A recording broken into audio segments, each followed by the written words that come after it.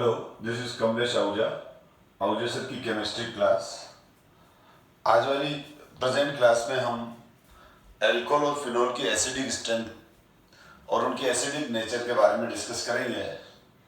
तो एल्कोहल, सबसे पहले हम एल्काइल एल्कोहल, एलिफेटिक एल्कोहल की एसिडिक नेचर के बारे में डिस्कस कर रहे हैं। तो एलिफेटिक एल्कोहल ये ROH हो गया बेटा।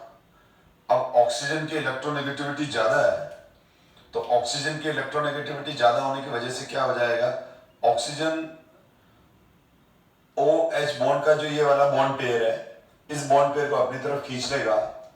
तो OH का जो ये वाला बॉन्ड पेयर है, ये ऑक्सीजन की तरफ स्लाइटली शिफ्टेड रहेगा क्योंकि ऑक्सीजन की इलेक्ट्रोनेगेटिविटी ज्यादा है। तो इस वजह से हाइड्रोजन पे पार्शियल पॉजिटिव चार्ज आ जाएगा। तो ये हाइड्रोजन जो है वो स्लाइटली एसिडिक है। ये हाइड्रोजन क्या है, स्लाइटली एसिडिक है, या हम इस हाइड्रोजन को रिएक्टिव हाइड्रोजन भी बोलते हैं, या हम इस हाइड्रोजन को क्या भी बोलते हैं, रिएक्टिव H एटम भी बोलते हैं। और लेकिन यहां पर हमको ये चीज नहीं भूलनी चाहिए कि ये जो एल्काइल ग्रुप है, ये alkyl group plus I group है, यानी electron donating resonance, electron donating inductive effect show करता है। ये electron donating inductive effect show करता है, प्लस I ग्रुप है। और ये हमेशा ध्यान रखो, जो एसिडिक स्ट्रेंथ होती है, ठीक है, ये वाला आप एक बार अच्छे से रट ही लो। वैसे मैंने कभी नहीं कहा है रटने को, अभी भी नहीं कह रहा हूं, ठीक है, क्योंकि ये सारी चीजें हमने जनरल ऑर्गेनिक केमिस्ट्री GOC के अंदर बहुत डिटेल में पढ़ चुके हैं कि acidic strength and basic strength. तो एसिडिक स्ट्रेंथ जो होती है वो डायरेक्टली प्रोपोर्शनल होती है माइनस आई इफेक्ट और inversely proportional two plus I effect. और जो बेसिक स्ट्रेंथ होती है वो प्लस आई इफेक्ट के डायरेक्टली प्रोपोर्शनल होती है और माइनस आई इफेक्ट के इनवर्सली प्रोपोर्शनल होती है। तो एल्काइल ग्रुप, आप ये याद रख लो, सारे alkyl group plus I inductive effect show करते हैं, और acidic strength directly proportional to minus R and plus R, या फिर माइनस R को हम माइनस M इफेक्ट भी बोलते हैं और प्लस M इफेक्ट। तो ये अगर जिसका कंसेप्ट क्लियर है अच्छी बात है, नहीं तो मैं प्रॉब्लम नहीं आने दूंगा आपको। 11th को रिपीट कराते हुए और 11th के हिंट देते हुए ही मैं आगे बढ़ता हूँ। तभी बहुत बार हमारी क्लास लंबी हो जाती है क्योंकि हम बहुत बार आउट ट्रैक चले जाते हैं। मैं आपको 11th के कंसेप्ट में समझाने लग जाता हूँ क्योंकि बहुत बार आपने अच्छे से पढ़ा हुआ भी होता है लेकिन भूल चुके होते हो आप। तो आप ये चीज ध्यान रखो, ये रजिस्टर में अच्छे से नोट करके रखो, ठीक है। तो यहाँ एल्काइल ग्रुप का जो प्लस I ग्रुप है वो इसकी एसिडिक स्ट्रेंथ को कम करेगा, ये ध्यान रखना, क्योंकि inductive effect plus I inductive effect alkyl group जैसे जैसे बढ़ते हैं एसिडिक स्ट्रेंथ कम होती जाती है, ठीक है। अभी हमारे को यही कंसेप्ट काम आएगा, मोर एल्काइल ग्रुप वाला एल्कोहल लेस एसिडिक होगा क्योंकि alkyl group plus I inductive effect रखता है। अब इस वजह से यहां पर पहले मैं ये बात कर लूं, ये तो हो गया हमारा एल्कोहल। तो ये एल्कोहल और इससे ज्यादा एसिडिक होगा वाटर, इससे ज्यादा एसिडिक हो जाता है, इससे ज्यादा एसिडिक हो जाता है वाटर, क्योंकि वाटर के अंदर जैसे हम ये देखें तो वाटर के अंदर क्या हो जाएगा, वाटर में भी ऑक्सीजन का इलेक्ट्रोनेगेटिविटी ज्यादा है, तो इसमें पार्शियल नेगेटिव और इस पे पार्शियल पॉजिटिव चार्ज आ जाता है। लेकिन हाइड्रोजन का कोई इंडक्टिव इफेक्ट नहीं होता, हाइड्रोजन 0 I इंडक्टिव इफेक्ट है, हाइड्रोजन का कोई इलेक्ट्रॉनिक इफेक्ट नहीं होता है बेटा, एल्काइल ग्रुप प्लस I होता है। तो यहाँ वाटर मोर एसिडिक है। वाटर क्या है, वाटर मोर एसिडिक है, किससे, वाटर मोर एसिडिक है एल्कोहल से। हम रिलेटिव बात कर रहे हैं बेटा, ठीक है। तो कहने का मतलब ये है कि वाटर से भी लेस एसिडिक एल्कोहल है। और अगर आपसे ये पूछा जाए कि वाटर के कंपैरिजन में एल्काइल एल्कोहल, एरोमेटिक एल्कोहल क्यों लेस एसिडिक है, तो आप सीधा रीजन लिखोगे कि ऑक्सीजन का एक valency alkyl group plus I inductive effect से सेटिस्फाइड है और ये plus I effect acidic strength को रिड्यूस करता है। अब वो कैसे करता है वो अभी आपसे कोई नहीं पूछेगा, ये हम it is part of GOC, फिर हम टॉपिक से हट जाएंगे बेटा, ठीक है। तो पहला तो ये मैंने आपको पहला क्वेश्चन ये आ सकता है कि एल्काइल अल्कोहल और water which one is more acidic, water, या ये लेस एसिडिक क्यों है, तो मैंने बता दिया एल्काइल ग्रुप का प्लस आई इफेक्ट है। अब हमने अल्कोहल की reactions, reactive metal, sodium, potassium, rubidium, caesium, aluminium, इन सब से ये रिएक्शन करता है, यानी एस ब्लॉक मेटल में भी वो लिथियम, बेरिलियम, मैग्नीशियम से रिएक्ट नहीं करता है, बाकी सबसे रिएक्ट करता है। तो ये हो गया हमारा अल्कोहल। अल्कोहल के 2 मॉलिक्यूल ले लिए या 2 मोल ले लिए और 2 मोल सोडियम ले लिया और रिएक्शन होकर जो रिएक्शन हुआ वो रिएक्शन में हमारे पास बन गया 2RO RO minus Na+ NH2 gas release होगी। यानी लेबोरेटरी में भी आप ये कर सकते हो कि आप सोडियम पीस है तो थोड़ा सा टेस्ट ट्यूब में अल्कोहल ले लिया और फिर उसमें सोडियम पीस डाल दोगे तो सोडियम पीस बहुत स्लोली इससे रिएक्ट करता है और धीरे धीरे H2 गैस के बबल्स बिल्कुल हमको दिखेंगे। आप ये एक्सपेरिमेंट लैब में बिल्कुल कर सकते हो क्योंकि लैब में सोडियम पीसेस भी अवेलेबल हैं जो केरोसिन में पड़े हुए रहते हैं और अल्कोहल भी रहता है। लेकिन वाटर के अंदर मत डालना क्योंकि अगर वाटर के साथ जो रिएक्शन होता है सोडियम का, तो वो बनेगा तो ये 2NaOH बन जाएगा और जैसे यहाँ NaOR बन गया, RONA बन गया या NaOH बन जाएगा और H2। तो यहाँ पर जो फर्स्ट वाला रिएक्शन है जो अल्कोहल के साथ है, अल्कोहल के साथ है, ये काफी स्लो होता है और कोई एक्सप्लोसिव नहीं होता है। लेकिन अगर सोडियम वाटर में डाल दोगे तो ये रिएक्शन हाईली एक्सप्लोसिव और विद इन अ सेकंड में हो जाती है, जो ये इंडिकेट करता है कि वाटर के कंपैरिजन में अल्कोहल लेस एसिडिक है। क्योंकि अगर हम इसका मैकेनिज्म देखें रिएक्शन का तो दोनों ही रिएक्शन में H+ आयन रिलीज होगा पहले। तो यहां पर क्या होगा 2RO- जो है यहां पर जो है 2ROH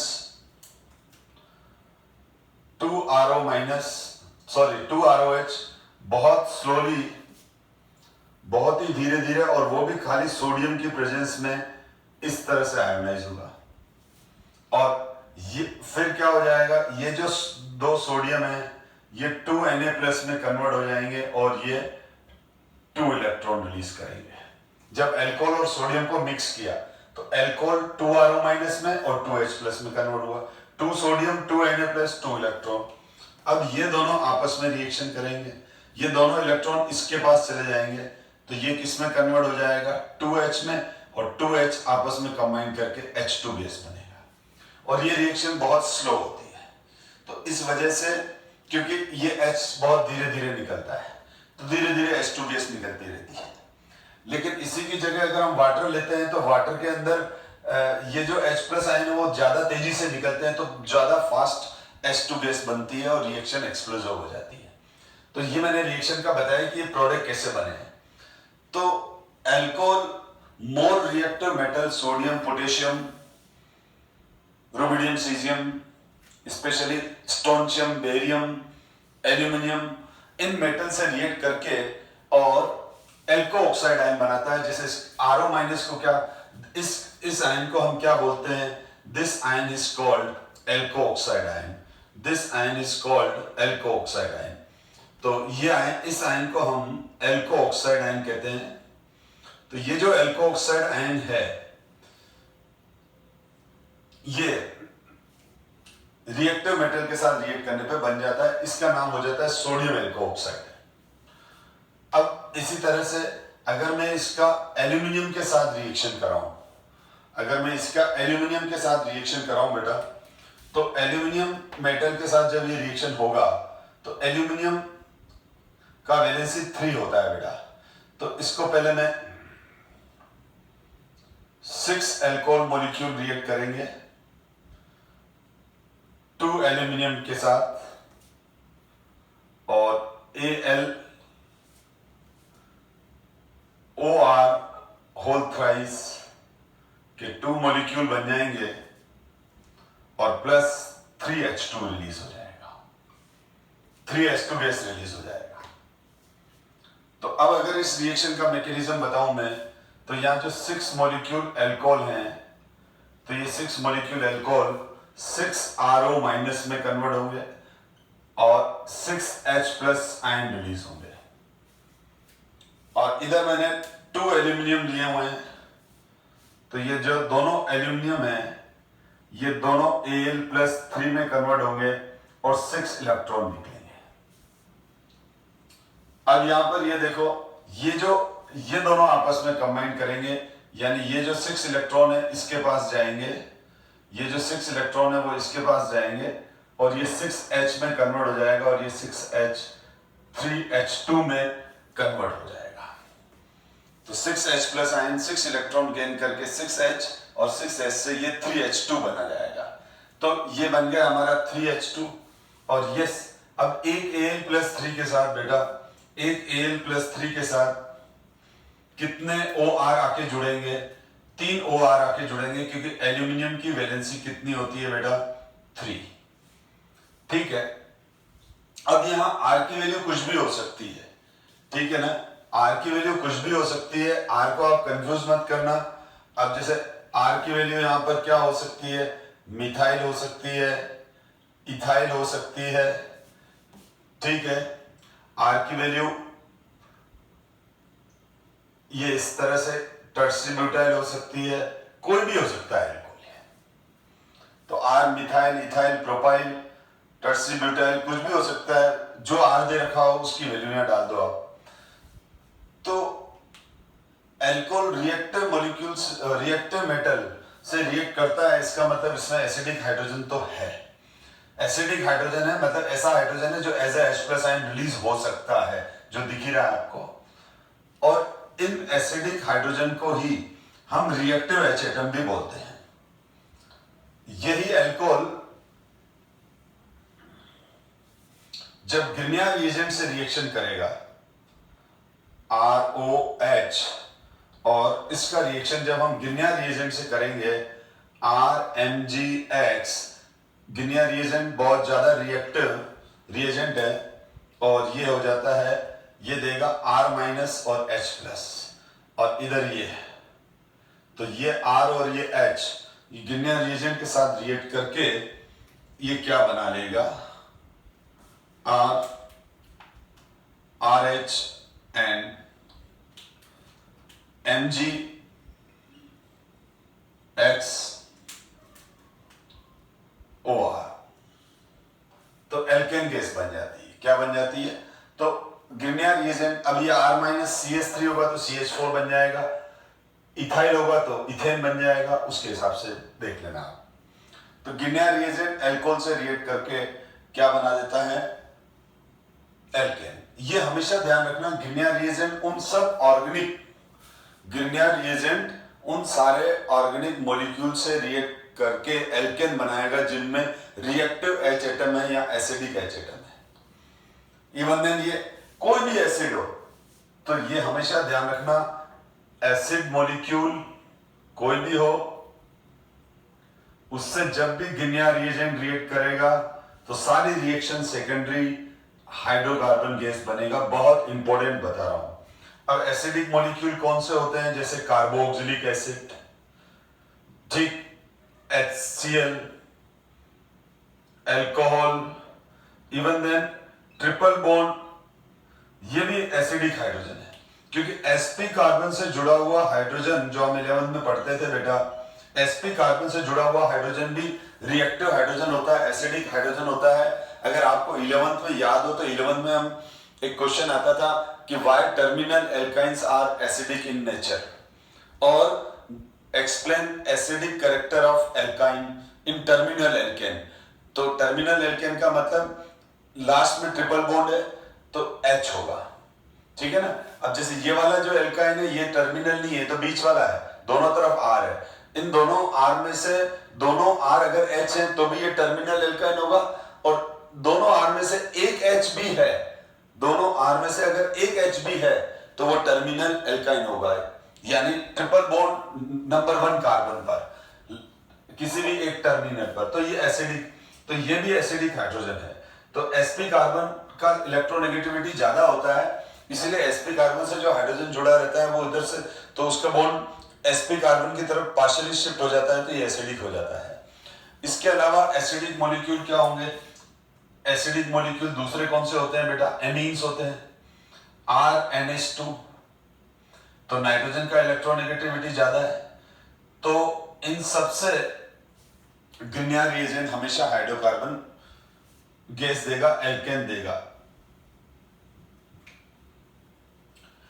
अब ध्यान देना बेटा, तो एल्कोहल के साथ रिएक्टिव मेटल रिएक्ट कर रहा है, या फिर एल्कोहल के साथ ग्रिग्नार्ड रिएजेंट रिएक्ट करके एल्केन दे रहा है, ये सब रिएक्शन ये बता रही है कि एल्कोहल में रिएक्टिव H एटम है, एसिडिक H एटम है, और इन सारे रिएक्शन में आपने क्या देखा, ये वाला बॉन्ड ब्रेक हुआ, ये बॉन्ड ब्रेक हुआ और यहां से ये अलग हुआ और ये देखो इधर आ गया, ठीक है। तो इसमें हम ये भी बोल सकते हैं कि इस रिएक्शन में एल्कोहल का OH बॉन्ड टूटता है और एल्कोहल का ये वाला OH बॉन्ड टूटता है। अब यहां पर एल्कोहल प्राइमरी, सेकेंडरी और टर्सरी 3 तरह के हैं। तो सबसे पहले हम प्राइमरी एल्कोहल की बात करें, ये हमारा प्राइमरी एल्कोहल हो गया, ये हमारा सेकेंडरी एल्कोहल हो गया, और ये हमारा टर्सरी एल्कोहल हो गया। टर्सरी एल्कोहल पर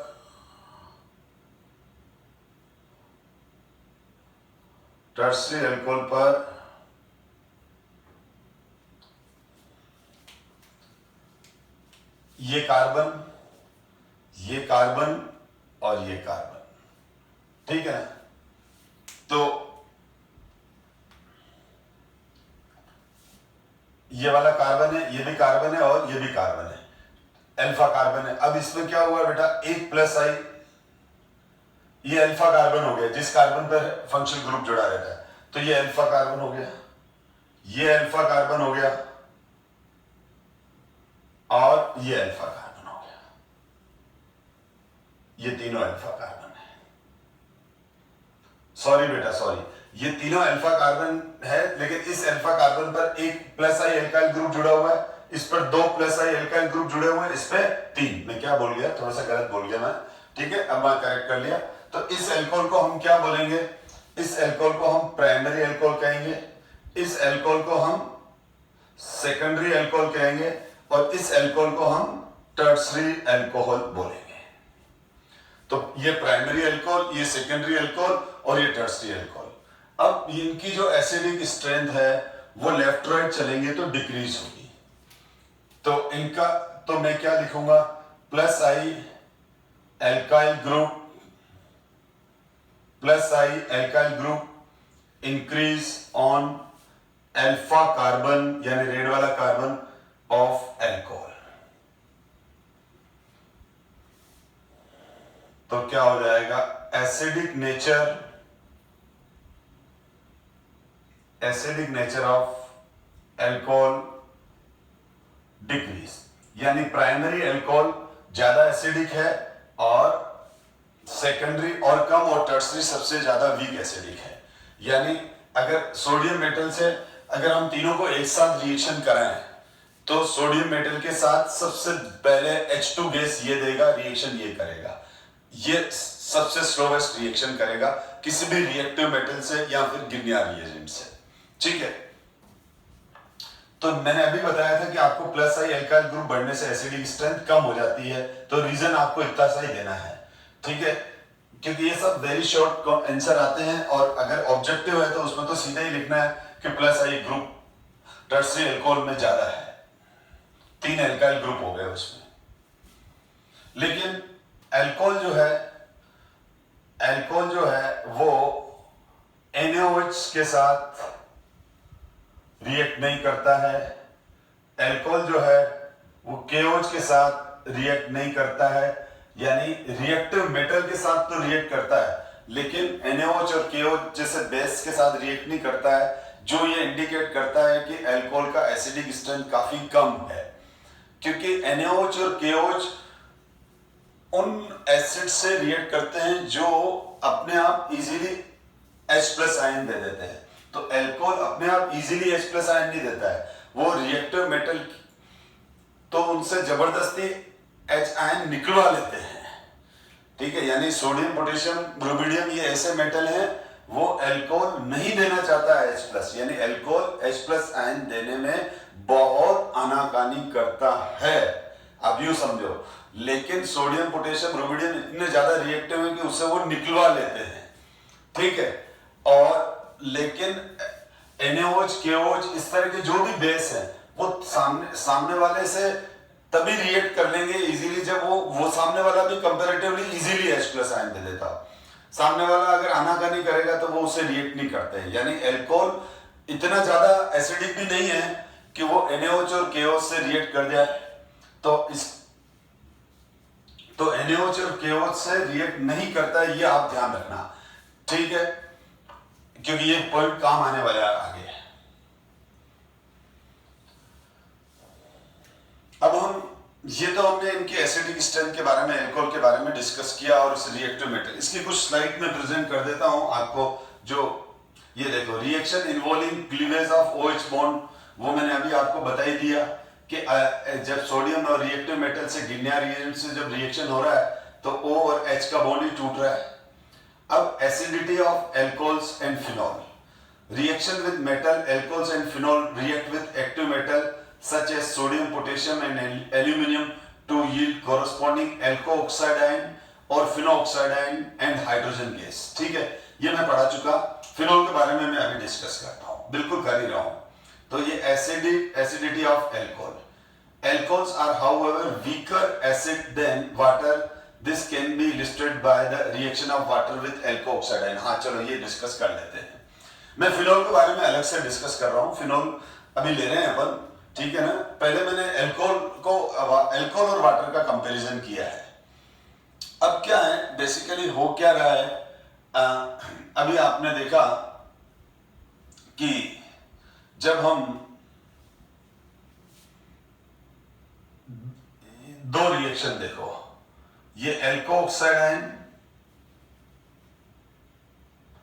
अगर हम ब्रांस्टेड-लोरी थ्योरी की बात करें तो ब्रांस्टेड-लोरी थ्योरी के अकॉर्डिंग क्या है बेटा, ब्रांस्टेड-लोरी थ्योरी के अकॉर्डिंग क्या है, एक मिनट मैं थोड़ा सा स्पेस चाहिए मेरे को। तो ब्रांस्टेड-लोरी theory,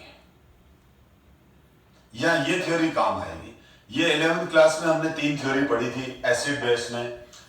Arrhenius acid base theory second वाली थी, लुईस सेकंड वाली यही थी ब्रांस्टेड-लोरी थ्योरी, और थर्ड वाली थी लुईस एसिड बेस थ्योरी। तो ब्रांस्टेड-लोरी थ्योरी, इसके अकॉर्डिंग क्या था, जो प्रोटॉन देता है वो तो होता है एसिड, और जो प्रोटॉन लेता है वो होता है बेस। यानी acid is a species, acid कौन होता है, एसिड होता है प्रोटॉन एक्सेप्टर, और बेस कौन होता है, base is the proton donor. उल्टा लिख दिया बेटा, प्रोटॉन एक्सेप्टर कौन होते हैं, बेस होते हैं, और प्रोटॉन डोनर कौन होते हैं, एसिड, ठीक है। तो बेस कौन होता है, जो प्रोटॉन एक्सेप्ट करता है, और वो कंजुगेट एसिड बेस पेयर बनते हैं, ध्यान देना बेटा। अब मैं जब अल्को ऑक्साइड, ये अल्को ऑक्साइड आयन है, अब इस अल्को ऑक्साइड आयन को जब मैं रिएक्ट कराता हूं वाटर के साथ,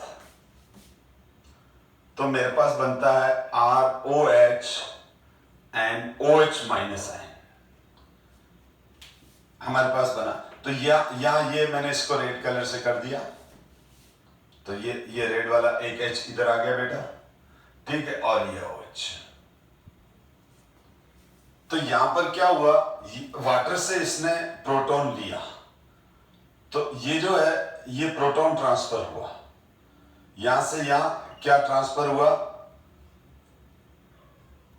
प्रोटॉन ट्रांसफर हुआ। तो वाटर यहां प्रोटॉन डोनर हो गया, वाटर यहां प्रोटॉन डोनर हो गया, तो ये एसिड हो गया। एल्को ऑक्साइड यहां प्रोटॉन एक्सेप्टर हो गया, तो बेस हो गया। तो alkoxide ion good proton acceptor होता है। आरओ, मैं क्या बोल रहा हूं बेटा, RO minus is a good proton, is a good proton acceptor. RO minus is a very good proton acceptor. और उसने वाटर से भी ले लिया, इसका मतलब वो वाटर से भी ज्यादा स्ट्रॉन्ग बेस है। अब ये रिएक्शन रिवर्स नहीं जाती है, यानी ये OH माइनस अब इस वाटर से प्रोटॉन ले लिया, OH माइनस बन गया, लेकिन अब ये OH माइनस इससे प्रोटॉन नहीं ले पा रहा है, ठीक है। तो इसका मतलब क्या हो गया, अब RO माइनस और OH माइनस, RO माइनस तो वाटर से प्रोटॉन लेके इसमें कन्वर्ट हो गया, लेकिन ये अब ये रिवर्स रिएक्शन पॉसिबल नहीं है, रिवर्स रिएक्शन पॉसिबल नहीं है, ये इरिवर्सिबल रिएक्शन है, मतलब रिवर्स हो ही नहीं रही है। ये इरिवर्सिबल रिएक्शन है, मतलब रिवर्स हो ही नहीं रही है। रिवर्स क्यों नहीं हो रही है, क्योंकि ये जो है वो इससे प्रोटॉन नहीं ले पा रहा है। OH माइनस आयन इससे प्रोटॉन नहीं ले पा रहा है, ठीक है। इसका मतलब क्या हो गया, आपसे कोई पूछे कि which one is more good proton acceptor, alkoxide ion, और ये है हमारा एल्को ऑक्साइड आयन, तो this is alkoxide ion. तो मैं ये लिख सकता हूं alkoxide ion is more strong base than hydroxide ion. Hydroxide ion मतलब क्या होता है, OH माइनस आयन। आपको अगर कोई बोले कि इसको प्रूव करके बताओ, आप कैसे प्रूव करोगे, कैसे सजेस्ट करोगे कि एल्को ऑक्साइड आयन ज्यादा स्ट्रॉन्ग बेस है OH माइनस आयन से। तो RO minus is a good proton acceptor, RO minus is a good base, ठीक है, बेस, ठीक है। तो कौन सा स्ट्रॉन्ग बेस है, ये वाला। तो आपको पूछेगा कि आप इसको प्रूव करो या कैसे एविडेंस दो, तो हम बोलेंगे जब एल्को ऑक्साइड आयन वाटर के साथ रिएक्ट करता है तो ROH और OH माइनस आयन बनाता है, और ये रिएक्शन इरिवर्सिबल है। इसका मतलब ये हुआ कि एक बार अगर एल्को ऑक्साइड आयन वाटर से हाइड्रोजन एज अ प्रोटॉन ले लेता है, या यूं बोलूं एल्को ऑक्साइड वाटर से प्रोटॉन ले लेता है, प्रोटॉन ट्रांसफर हो गया, प्रोटॉन ले लेता है, तो जो ये रिएक्शन हुई, ये रिएक्शन इरिवर्सिबल है, ये रिएक्शन इरिवर्सिबल है। अब इस रिएक्शन में OH माइनस आयन वापस एल्कोहल से प्रोटॉन नहीं ले पा रहा है, इसका मतलब OH माइनस आयन की प्रोटॉन लेने की जो कैपेसिटी है, टेंडेंसी है, पावर है, वो कम है, किससे, RO माइनस से। तो इसका मतलब OH माइनस आयन प्रोटॉन नहीं ले पा रहा है, किसके कंपैरिजन में, RO माइनस के कंपैरिजन में, ठीक है। तो इसका मतलब क्या हो गया, RO minus is a strong base. तो हम क्या बोलेंगे, एल्को ऑक्साइड आयन वाटर से रिएक्ट करके ROH और OH माइनस आयन बनाता है, लेकिन OH माइनस आयन इससे प्रोटॉन नहीं लेता है। तो अब आपको ये वाला रिएक्शन समझ में आ गया होगा, कौन सा। तो इसका मतलब अब अगर मैं आपसे ये रिएक्शन पूछ लूं कि ये ROH है, ये NaOH है, तो ये रिएक्शन होगी कि नहीं होगी, तो ये रिएक्शन नहीं होगी, क्योंकि अल्कोहल तो अपने आप आयोनाइज नहीं होता है, ठीक है। रिएक्टिव मेटल उसको जबरदस्ती आयोनाइज कराते हैं। लेकिन यहाँ अब जब मैं यहाँ ROH और NaOH की बात करूंगा तो यहाँ पर कौन हो गया, ये OH माइनस आयन। ये OH माइनस आयन इससे अटैक करके इससे प्रोटॉन नहीं ले पाएगा, ये रहा। ठीक है, यानी ये OH माइनस है तो यहाँ पर भी OH माइनस है, Na प्लस का तो कोई रोल ही नहीं है, OH माइनस इससे रिएक्ट करेगा तो नहीं कर पा रहा है। ठीक है, तो आपको समझ में आ गया होगा कि अल्कोहल NaOH और KOH से रिएक्ट नहीं करते हैं क्योंकि NaOH और KOH ये OH माइनस आयन देते हैं और OH minus ion alkoxide ion से वीक बेस है, इसीलिए अल्कोहल से प्रोटॉन नहीं ले पाते हैं। ठीक है, तो एक चीज ये हो गई बेटा। अब हम लेकिन जब हम फिनॉल की बात करते हैं तो फिनॉल के अंदर देखते हैं तो फिनॉल में फिनॉल का फॉर्मूला होता है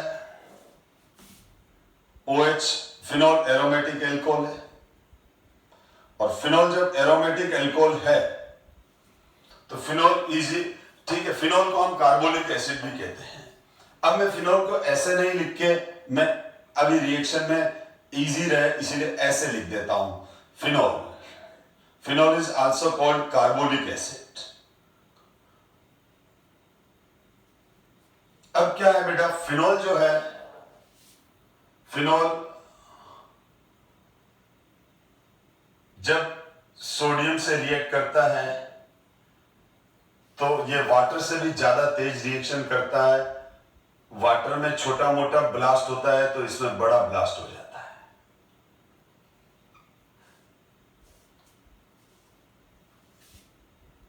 और ये देखो वाटर हो गया, ट्वाइस सोडियम हो गया, ट्वाइस NaOH हो गया, H2, तीनों रिएक्शन को कंपेयर करते हैं। अल्कोहल हो गया, ट्वाइस सोडियम हो गया, 2RONA हो गया, H2 हो गया।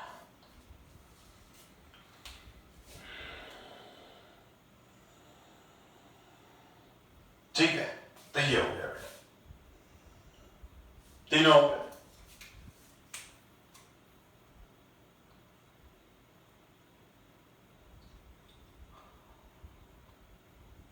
तो H2 गैस निकल रही है तीनों में, लेकिन इसमें क्या हो गया, सबसे फास्ट रिएक्शन फिनॉल की हो रही है। इसका मतलब फिनॉल सबसे ज्यादा एसिडिक हुआ, क्योंकि इन रिएक्शन की स्पीड ही हमको बताती है कि कौन ज्यादा एसिडिक है, क्योंकि ये H+ आयन रिलीज होकर रिएक्शन हो रही है। अब यही हमने जब फिनॉल का रिएक्शन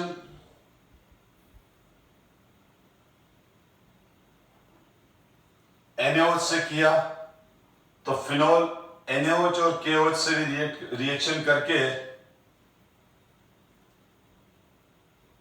कर रहा है।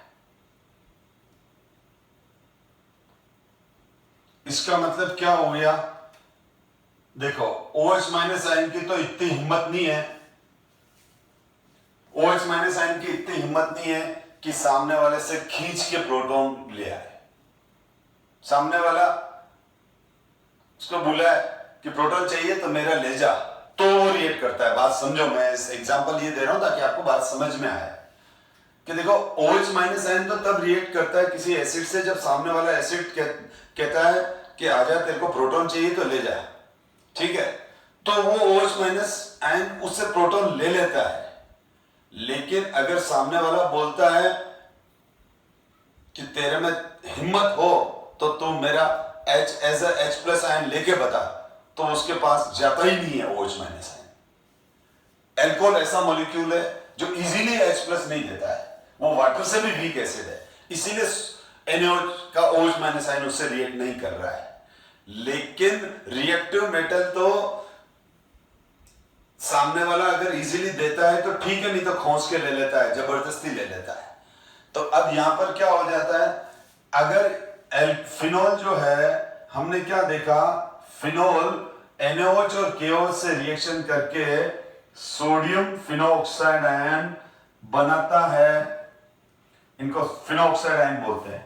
जब ये हो गया हमारा फिनोल, और फिनोल में अगर यहां पर नेगेटिव चार्ज आ गया, ठीक है, तो this ion is called Fino oxide ion. जैसे वहां एल्को ऑक्साइड आयन होता है RO माइनस, तो फिनो ऑक्साइड आयन जो होगा वो इजीली, सोडियम फिनोक्साइड आयन बन गया। तो कहने का मतलब ये कि फिनोल NaOH के साथ रिएक्ट कर रहा है, इसका मतलब फिनोल क्या रिलीज कर रहा है, इजीली H+ आयन रिलीज कर रहा है। ये बोल रहा है, मैं फिनोल बोल रहा है आजा मेरा H+ आयन मैंने दे दिया, तो ये OH माइनस आयन इससे कंबाइन करके और वाटर बना लेगा। समझ में आ गई? तो ये तो फिनोल NaOH से रिएक्ट कर रहा है, इसका मतलब ये हो गया कि फिनोल ज्यादा एसिडिक है एल्कोहल से, फिनोल ज्यादा एसिडिक है एल्कोहल से। अब क्या होता है, आपको क्वेश्चन बहुत बार ऐसा पूछा जाता है कि alcohol and phenol both have OH bond, दोनों में OH बॉन्ड है, ROH, फिनोल में C6H5OH, दोनों में हाइड्रोजन एटम ऑक्सीजन से बॉन्डेड है। फिर भी फिनोल ज्यादा वीक एसिड है as compare, alcohol, alkyl alcohol ज्यादा वीक एसिड है, एल्काइल एल्कोहल ज्यादा वीक एसिड है किससे? फिनोल से। तो इसके फेवर में कोई एविडेंस दो, रीजन नहीं पूछा उसने, तो हम एविडेंस ये देंगे कि एल्कोहल ROH NaOH से रिएक्ट नहीं करता है, और फिनोल NaOH से रिएक्ट करके फिनोक्साइड आयन और H2O बनाता है, जो अपने आप में ये सजेस्ट करता है, ये ऑब्जर्व कर रहा है, ये प्रूव कर रहा है कि phenol is a more acidic then alcohol. लेकिन अगर ये पूछा जाए ऐसा क्यों, तो वो हम अब डिस्कस कर रहे हैं। ऐसा क्यों? एक तो भाई आपको प्रूव करना है, तो आप प्रूव करोगे तो इसको NaOH की रिएक्शन के साथ प्रूव करना है। तो ये सारे पॉइंट हमने अभी डिस्कस किए हैं। देखो, तो alcohols are however weaker acid than water, clear हो गया। This can be illustrated by the reaction of water with alco oxide ion, ठीक है, यानी alco oxide ion वाटर से क्या ले लेता है, alco oxide ion वाटर से प्रोटॉन ले लेता है, इसका मतलब alco oxide ion ज्यादा स्ट्रॉन्ग बेस है और अल्कोहल ज्यादा वीक एसिड है। ये हम डिस्कस कर चुके हैं पॉइंट बेटा। This reaction show that water is better proton donor than alcohol also in the above reaction, यानी ये वाली रिएक्शन के लिए बात बता रहा हूं। इस रिएक्शन के ये जो सब कुछ लिखा हुआ है वो इसके लिए लिखा हुआ, इस रिएक्शन के लिए लिखा हुआ है जो मैंने अभी आपको बताई। RO minus